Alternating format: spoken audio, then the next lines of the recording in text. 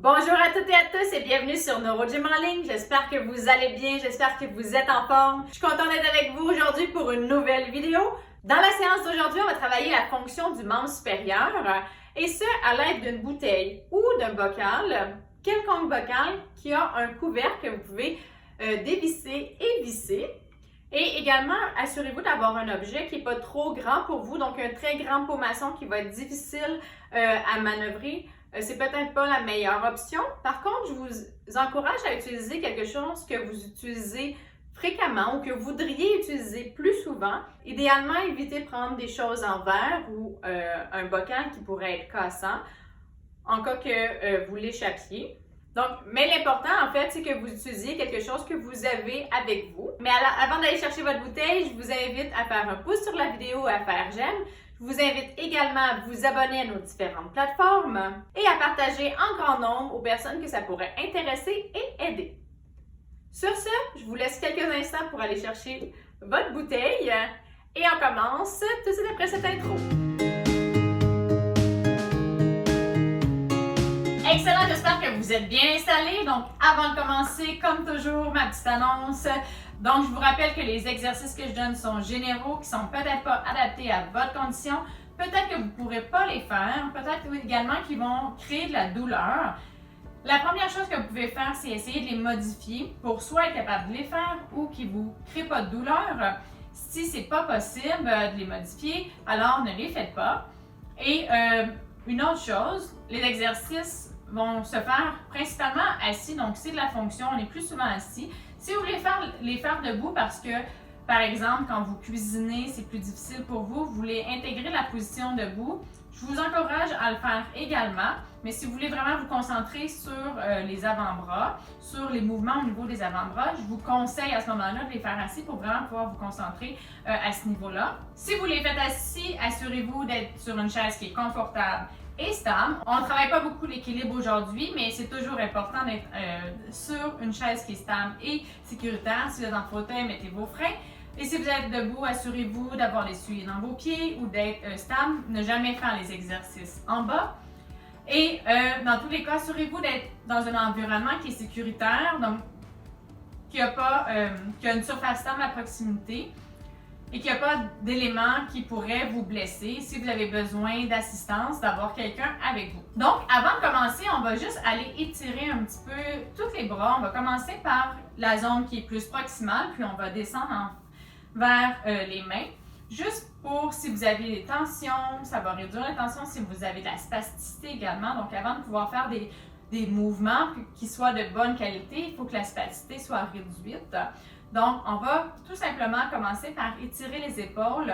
On va aller ouvrir la cage thoracique comme ça. Si vous êtes capable d'emmener les mains derrière la tête, comme ça, et on va tenir. Emmenez les coudes vers l'arrière. Ça fait du bien. On se tient droit si vous êtes capable. Donc, on est parti pour 30 secondes. Si c'est difficile de garder vos bras comme ça dans les airs, allez-y plus doucement. Ou en fait, ce que je voulais dire, c'est vous pouvez arrêter avant. Vous poussez moins également. Vous pouvez aller un petit peu plus bas. Donc, adapter, c'est des exemples que je vous donne pour adapter. Essayez des choses. Donc, on peut rouler un petit peu, on descend les bras, là, mais on peut rouler les épaules un petit peu comme ça vers l'arrière, vers l'avant. Ça fait du bien. Excellent. Donc, maintenant, on va aller étirer les biceps. On va le faire un à la fois. On va juste aller étirer les biceps comme ça. Si vous avez beaucoup d'espacité puis vous êtes pris comme ça, allez-y doucement, poussez tout doucement. Prenez de bonnes respirations. Puis on laisse aller. On tient comme ça. Vous pouvez également vous masser un petit peu. Si vous avez des points de tension, vous pouvez mettre un doigt dessus. S'il y a des points qui sont plus sensibles. Excellent, on fait la même chose de l'autre côté. Si vous avez un seul côté qui est spastique ou qui est très tendu, faites les exercices d'étirement les deux fois du même côté. Si vous voulez, vous pouvez ajouter les doigts, mais on va étirer les doigts à la main après. C'est plus pour ceux qui ont de la spasticité. Allez-y, une articulation à la fois, surtout si votre spasticité est importante. Sinon, si vous pensez que vous êtes capable, sans aller augmenter votre tonus, par réflexe. Si vous pensez que vous pouvez mettre plus qu'une composante, allez-y, ça va être plus efficace, mais ce n'est pas toujours le cas. Donc maintenant, on va étirer la main comme ça. Si vous êtes capable de le faire avec les doigts, de faire de façon active, on pourrait se mettre, en fait, on va y aller comme ça. Donc je viens de le montrer une main à la fois, mais si vous voulez, vous pouvez y aller comme ça. Donc c'est un petit peu, je ne veux pas vous imposer de façon de faire. Je sais que c'est pas tout le monde qui peut le faire comme ça, c'est pour ça que je donne également des alternatives. Donc essayez, si ça fonctionne, tant mieux. Si ça ne fonctionne pas, essayez de le modifier un petit peu. Vous allez le sentir un peu par vous-même. L'important, c'est de tenir la position, qu'il n'y ait pas de douleur. On met concentre un étirement. Parfait. Donc, on va prendre la bouteille. Puis, une des choses qu'on a besoin pour pouvoir servir, là, on y va avec une bouteille, vous avez plus l'objet que vous avez, mais ça, on utilise ça dans plein de choses. Donc, imaginez que c'est une bouteille de ketchup, vous voulez mettre du ketchup, donc vous devez faire des mouvements comme ça. Puis, parfois, où vous avez une brosse à cheveux que vous voulez emmener derrière la tête, vous allez aller comme ça. Ça, on appelle ça la supination, quand la paume est vers le haut. Puis quand la paume est vers le bas, on appelle ça de la pronation. Donc, on en a besoin dans plein de tâches fonctionnelles. Donc, on va travailler ça, mais avec un objet. Là, je vais vous expliquer le principe du bras de levier. Plus vous allez prendre l'objet au bout, comme ça, plus il va avoir un long bras de levier, plus ça va être difficile, plus il va avoir de charge. Donc, plus si vous mettez votre main au milieu, il va avoir moins de charge. Puis si vous mettez comme ça, là, la charge est de l'autre côté, en fait. Puis, elle vous aide. En fait, vous allez, même si c'est comme ça, moi, je sens que je retiens le mouvement, je travaille plus en excentrique. Donc, idéalement, c'est de la mettre au milieu. Si vous avez pris un objet comme un pot maçon qui est pas très long, c'est pas grave, faites juste le mouvement comme ça. Si vous trouvez que c'est pas assez difficile, une des façons d'augmenter l'intensité, la difficulté de l'exercice, c'est de prendre un objet qui est plus long. Vous pourriez prendre un marteau, donc il y a un bout qui est plus lourd. Faites toujours attention de vous assurer que c'est sécuritaire. Donc, si vous n'avez pas une bonne force de préhension, prenez pas quelque chose qui est très lourd. Ou assurez-vous, il y a certaines personnes qui ont des gants à velcro, donc qui permettent de stabiliser la préhension, pour pas vous échapper un marteau sur les orteils. Ça serait pas, c'est pas recommandé. Donc on y va, on va faire des deux côtés, on va faire 30 secondes de chaque côté, on prendra pas de pause parce que pendant qu'on fait l'autre côté, ça va faire une pause. Donc vous pouvez mettre le bras le long du corps comme ça et on y va, on va alterner supination, pronation, essayez d'aller le plus loin possible. Donc, imaginez, vous voulez mettre du ketchup, vous voulez vous verser un verre de lait, donc vous devez retenir. Ça travaille la préhension également. Essayez de contrôler le mouvement, on ne peut pas aller trop vite, hein? On va faire des dégâts si on va trop vite. Là, moi en plus, ok, parfait, on change de côté. C'est parti. Ma bouteille d'eau n'est pas pleine, donc quand je l'emmène vers le bas, l'eau va rapidement au bout, ça donne un coup un petit peu. Je sens que mes muscles qui se contractent un petit peu plus pour assurer la stabilité puis le changement en fait de soudain de poids qui arrive au bout.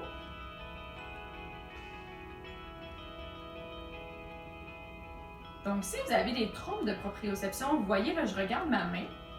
Ok, on change de main. La proprioception, c'est la capacité de savoir où est notre corps dans l'espace, comment sont placées nos articulations. On a aussi, au niveau de nos muscles, la savoir comment on force. Est-ce qu'on donne beaucoup de force, pas beaucoup de force? C'est comme ça qu'on sait si on force assez sur la bouteille ou pas assez. Mais si vous avez des troubles de proprioception, essayez de regarder le mouvement puis d'essayer de vraiment bien sentir. On va changer. De sentir, puis d'associer votre vision à la position de la bouteille puis à la position de votre poignet. Un des tests pour savoir si les gens ont des troubles de proprioception, une des choses, c'est qu'on va mettre un côté dans une certaine position, comme ça par exemple, puis on va demander aux gens d'aller mettre de l'autre côté dans la même position, en ayant les yeux fermés. On change de côté, dernière série. Donc, vous pouvez vous pratiquer comme ça, essayer de sentir, ça va être plus simple. Puis après, vous pourriez fermer vos yeux, en fait, puis là, et vraiment essayer de sentir le mouvement. En plus, comme c'est un mouvement qui est répété, vous avez une certaine constance, ça va vous aider un petit peu à savoir un petit peu plus. On commence les exercices quand on a des troubles là, dans des conditions qui sont plus faciles, donc on aide un petit peu notre cerveau à associer les informations. Donc, on y va. Puis vous pourriez fermer les yeux, essayer de savoir la bouteille est comme ça. Là, j'ajoute, c'est vraiment pas, c'est pas le but de travailler aujourd'hui, mais si vous vous rendez compte que vous avez de la difficulté, je vous donne des exemples. Je pourrais faire une prochaine vidéo à ce sujet, travailler la proprioception comme ça. On lâche pas, quelques secondes. Donc, vous voyez, j'ai pas été très vite pour vraiment pouvoir se concentrer sur le mouvement, de faire un bon mouvement, retenir. Donc, le but, c'est pas de travailler la vitesse comme les séances du vendredi, où on va travailler vraiment tout l'ensemble du corps dans les mouvements un peu plus rythmiques. Là, on veut se concentrer sur la performance de la tâche. Donc, allez-y plus doucement. Si vous voulez que ça soit un petit peu plus exigeant pour fatiguer votre muscle également, puis que votre muscle soit capable de faire un bon mouvement malgré la fatigue ou la charge, vous pouvez ajouter de la charge. Mais je vous conseille pas, comme c'est des tâches aussi fonctionnelles, de pas nécessairement aller très vite. Puis si vous voulez aller très vite, il ne faut pas que ça soit au déprimant de la performance, de la qualité du mouvement. Donc, excellent. Maintenant, ce qu'on va travailler, c'est on va travailler ouvrir. Comme ça, on va dévisser et on va visser. Donc, ça va travailler les doigts, ça va travailler la flexion des doigts, ça va travailler les déviations comme ça. Donc, ça, c'est la déviation lunaire, mais là, ça va travailler plus la déviation radiale vers le pouce. Puis, en combinaison, pour ouvrir l'objet que vous avez qui a un couvercle. Donc, on va y aller, pendant 30 secondes, on va ouvrir un côté et refermer tout de suite. Et après ça, on va changer. Donc, on s'installe. Puis, ça va travailler en endurance notre côté, autre côté. Donc, on y va. Et on resserre. Donc, encore une fois. Si jamais c'est difficile pour vous de tenir l'objet, mettez-le sur la table. Concentrez-vous plus à la motricité fine des doigts et la déviation. Là, j'avoue, c'est pas des grands mouvements, c'est des mouvements qui sont plus fins. Si vous avez un gros pot, vous allez avoir plus de déviation radiale et on change de côté. Là, moi, j'ai un petit bouchon, donc les doigts suffisent. Il y a quand même mes déviateurs qui travaillent un petit peu. Il y a aussi la flexion. Là, je suis en flexion de poignet comme ça. Puis, ça travaille l'épaule. Veut pas, on n'a pas le choix pour pouvoir mettre notre main au-dessus de notre bouteille, au-dessus de notre objet, élever le coude, d'aller en flexion d'épaule. Donc, ça inclut plus que juste le poignet et la main. Excellent. On change de côté. Ça travaille la coordination, savoir de quel côté on visse et on dévisse. Je ne sais pas si vous avez remarqué, j'avais commencé à pas du bon côté. Donc, ça demande aussi de mettre, je ne sais pas si vous avez entendu, mais j'ai mis le bouchon pas exactement droit, donc ça demande aussi une certaine précision pour bien mettre le bouchon adéquatement pour qu'il puisse visser. Donc, dépendamment de l'objet que vous allez avoir sélectionné, ça va être plus facile ou moins facile. Donc, il y en a certains qui sont très difficiles parfois. Donc,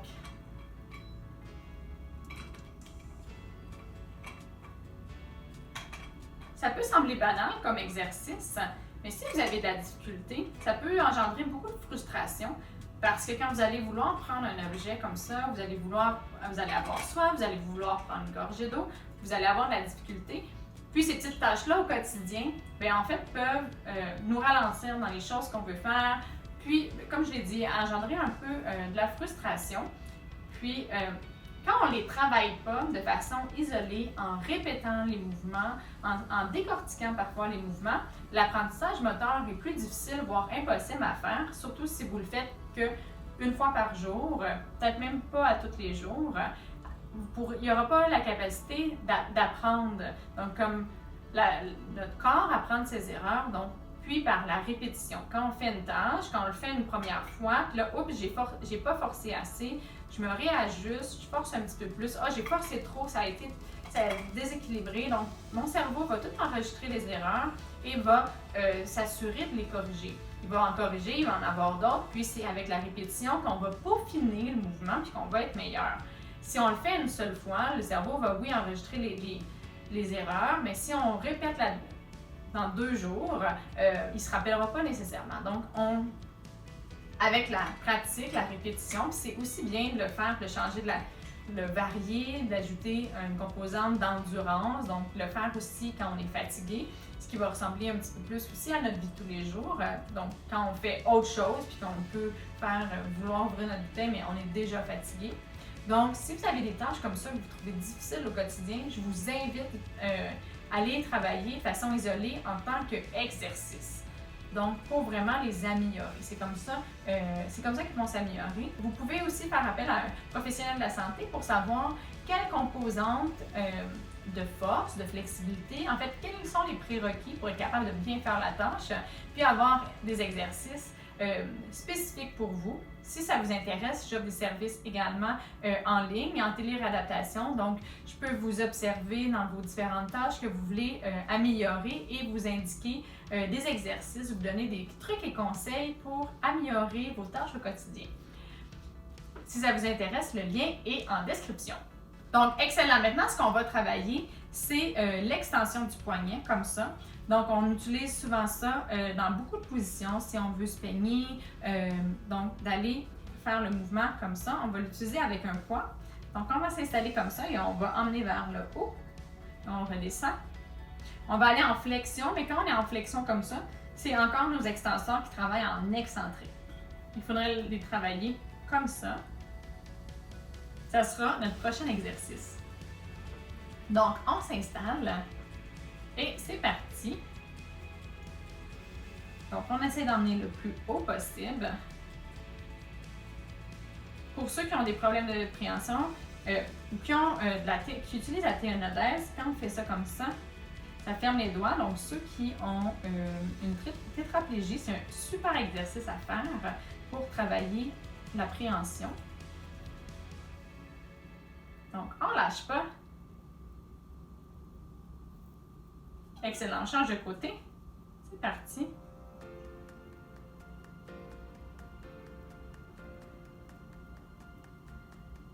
Donc, essayez également de ne pas avoir de déviation. Je ne sais pas si vous me voyez bien, mais que votre poignet soit aligné avec votre avant-bras. De ne pas aller comme ça, de vraiment être le plus droit possible. Vous voyez, moi, de ce côté-là, je pense que j'ai une petite faiblesse, puis je m'en vais un petit peu en déviation. On change de côté. Donc, votre pouce, vous ne devrez pas avoir tendance à vouloir rentrer vers l'intérieur ou votre petit doigt aller vers l'extérieur. Donc, on veut à peu près que le milieu de notre poignet, de notre avant-bras soit avec le milieu de notre main.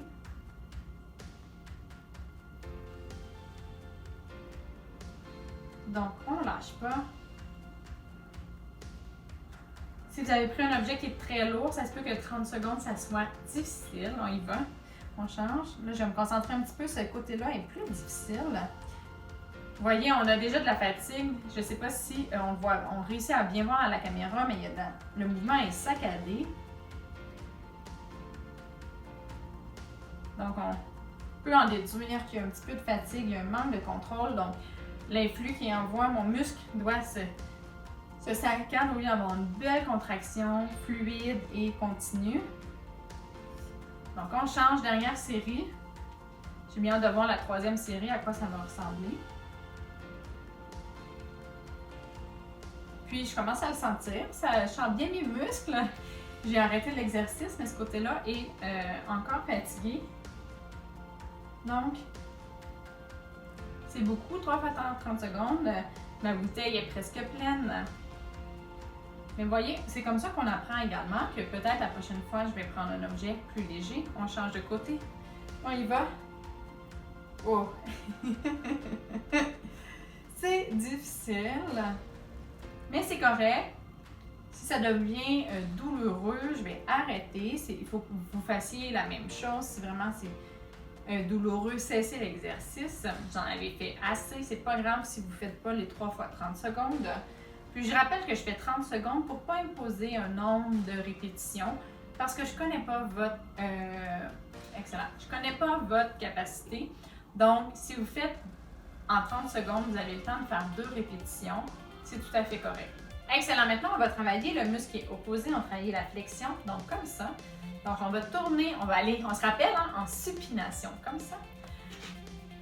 Le truc qu'on apprenait à l'université en supination parce que quand on veut supplier quelqu'un. Puis quand on est comme ça, c'est pronation parce qu'on peut prendre quelque chose. Donc, pour vous rappeler, je vous donne un petit défi. Vous pouvez mettre ces nouveaux termes-là, s'ils sont nouveaux pour vous, dans votre prochaine conversation avec des amis ou avec votre famille. Donc, on s'installe et on y va. Donc, en effet, ce n'est pas des mots qu'on utilise régulièrement.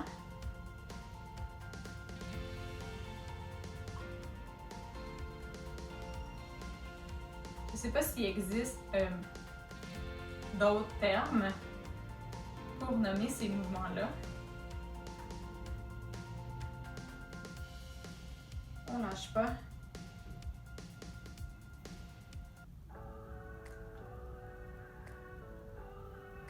Donc, on travaille avec le muscle opposé, la flexion. Donc, la flexion, c'est également utile pour plein de mouvements. Puis dans beaucoup de mouvements également de stabilité, où est-ce que quand on veut prendre un objet, par exemple, si je prends ma bouteille comme ça, j'ai besoin, on change de côté, mais je vais continuer mon explication. Quand on veut prendre un objet, mais on ne veut pas bouger notre poignet, nos muscles doivent contracter, puis ils doivent contracter ensemble. Ils doivent faire de la co-contraction pour stabiliser l'articulation, puis stabiliser l'objet qu'on a pour pas que notre poignet, surtout que notre poignet a beaucoup d'axes de rotation, donc nos muscles doivent vraiment bien travailler pour rester stable puis qu'on n'aille pas dans tous les sens.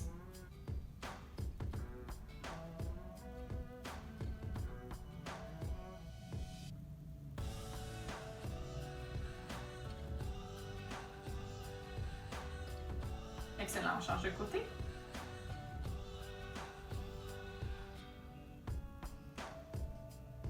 Donc, c'est bon de travailler les mouvements comme ça.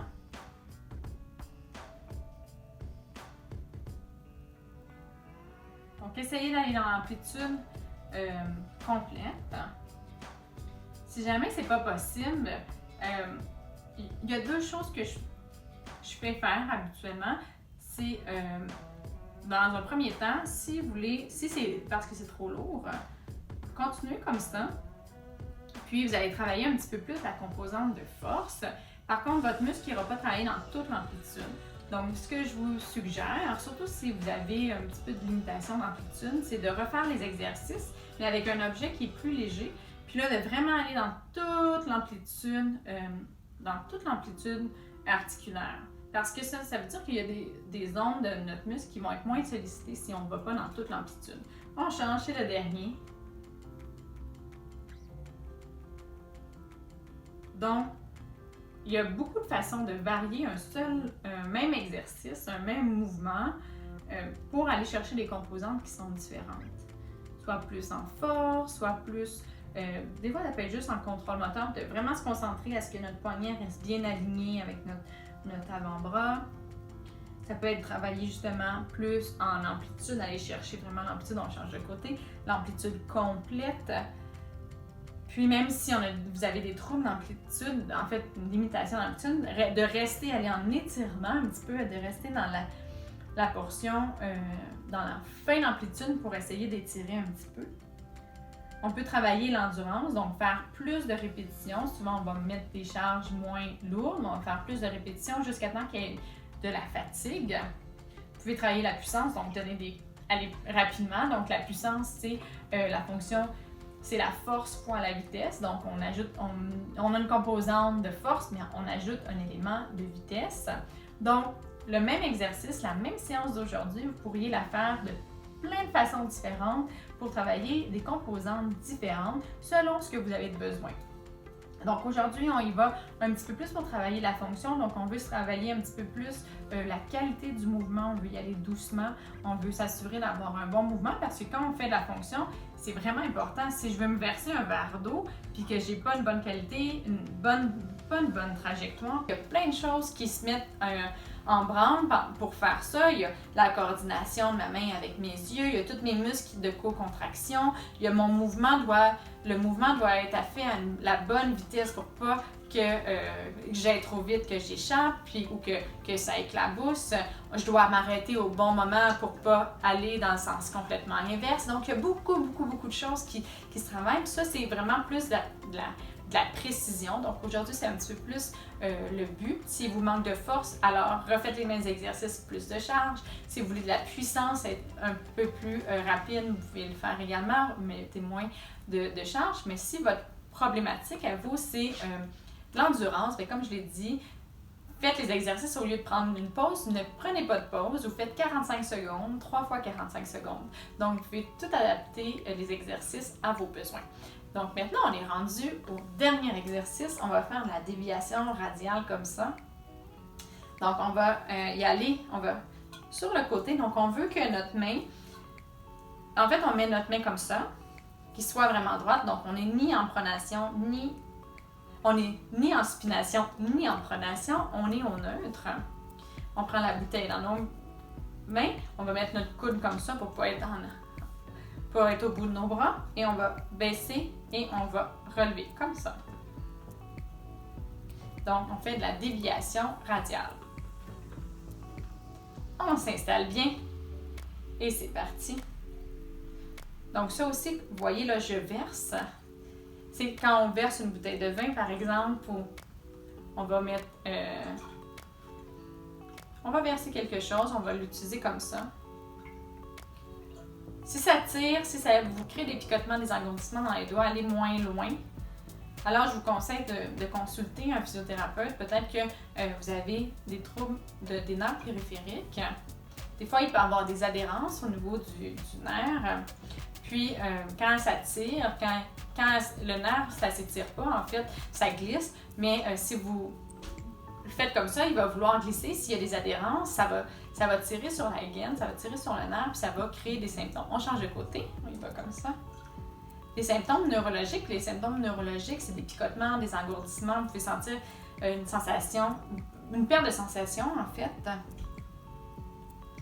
Et c'est habituellement pas normal. C'est sûr que si vous avez une condition neurologique, vous pouvez en avoir en permanence, mais là, dans ce cas-là, c'est vraiment dû au mouvement. Donc, c'est si ça apparaît quand vous êtes en position comme ça. On change de côté.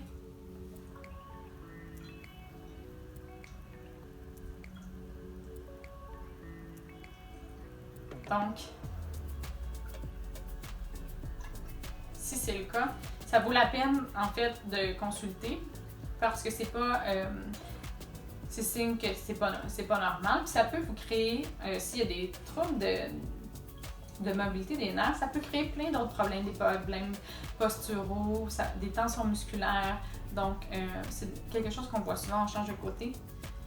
Puis,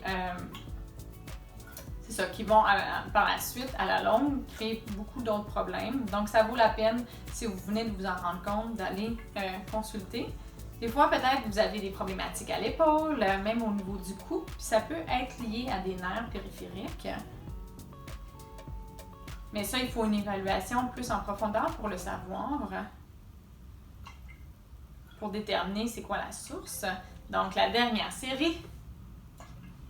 Et ensuite, on a terminé. On va avoir bien travaillé nos avant-bras. Ça chauffe un petit peu. Donc, mais en travaillant à une zone localisée comme ça, on travaille également l'endurance. Parce qu'on sollicite beaucoup cette zone-là. Si vous êtes courbaturé demain ou après-demain, ce que vous pouvez faire, c'est refaire les étirements qu'on a fait au début, surtout pour les avant-bras. Vous massez aussi doucement. Donc, on y va. Donc, quand on sollicite beaucoup des muscles, ça peut arriver, surtout comme si pendant l'exercice, on a des sensations un petit peu de brûlure. qui sont pas nécessairement douloureuses, mais on sent que le muscle a travaillé très fort. Ça, c'est qu'il y a eu des métabolites. En fait, de l'acide lactique qui s'est déposé dans les muscles, c'est ce qui donne cette sensation-là un peu désagréable. Excellent en éternuer. Puis, en fait, c'est ce qui cause les courbatures. C'est une des raisons, une des choses qui cause les courbatures. Je ne peux pas vous en dire plus, malheureusement. Je dois m'informer un petit peu plus pour pouvoir vous donner plus de détails. Je ne voudrais pas dire de niaiseries, je voudrais pas dire de fausses choses non plus. Mais c'est ça. Donc, une des façons de faire, c'est aussi, pour éviter les courbatures, c'est d'aller bouger tout doucement, de permettre, on va faire des cercles comme ça. Donc, on va permettre à la circulation de se faire doucement, sans travailler trop les avant-bras, sans trop solliciter trop les muscles en force. Puis, ça va faire un petit pompage, ça va permettre d'évacuer les métabolites.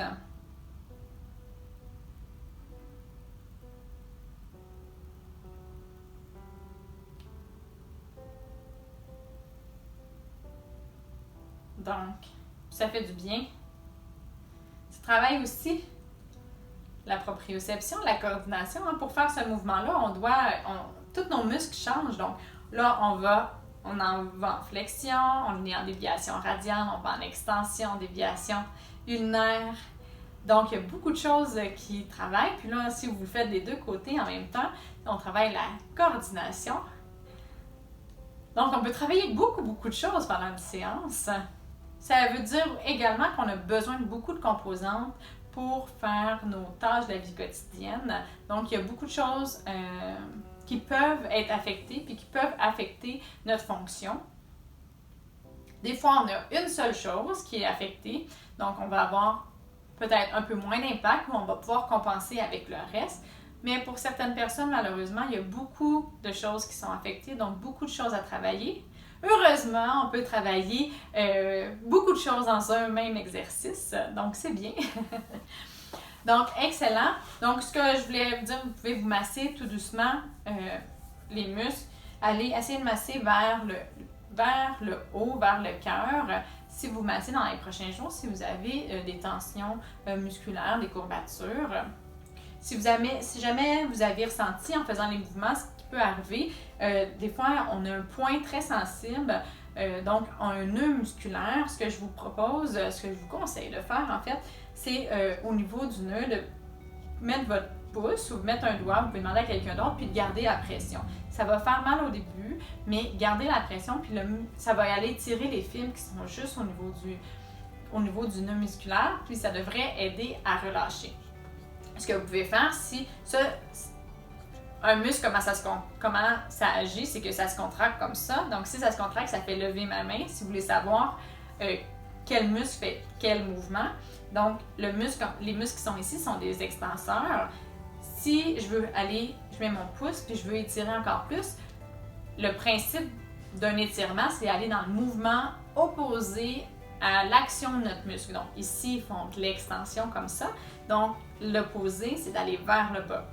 Vous pouvez utiliser ce principe-là pour tous vos muscles, toutes vos articulations.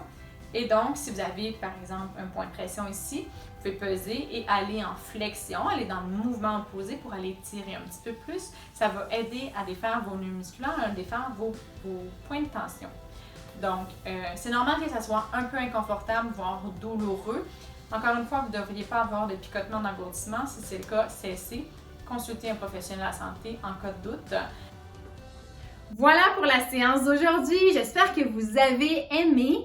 Donc, c'était un peu différent. J'aimerais savoir en commentaire, est-ce que vous aimez les séances qui sont plus fonctionnelles, qui travaillent des tâches? Là, aujourd'hui, c'est sûr qu'on a fait aussi décortiquer, on a travaillé des mouvements qui sont utiles pour la fonction. Mais est-ce que vous voudriez que je fasse plus de vidéos pour travailler puis décortiquer les mouvements pour d'autres tâches fonctionnelles ou des tâches peut-être plus précises? Donc, j'aimerais ça vous entendre en commentaire. Quel type d'exercice vous voudriez que je vous propose dans les prochaines vidéos? Donc, si vous avez aimé la vidéo d'aujourd'hui, je vous invite à faire un pouce. Je vous invite également à faire j'aime. Et je vous invite à nous suivre sur les différentes plateformes, donc YouTube, Facebook et Instagram. C'est comme ça que vous pouvez nous supporter, puis nous encourager à continuer de faire des vidéos. Vous pouvez également partager aux personnes que ça pourrait intéresser et aider. Sur ce, je vous dis merci d'être avec nous. Je vous souhaite une excellente journée et à bientôt dans une prochaine vidéo.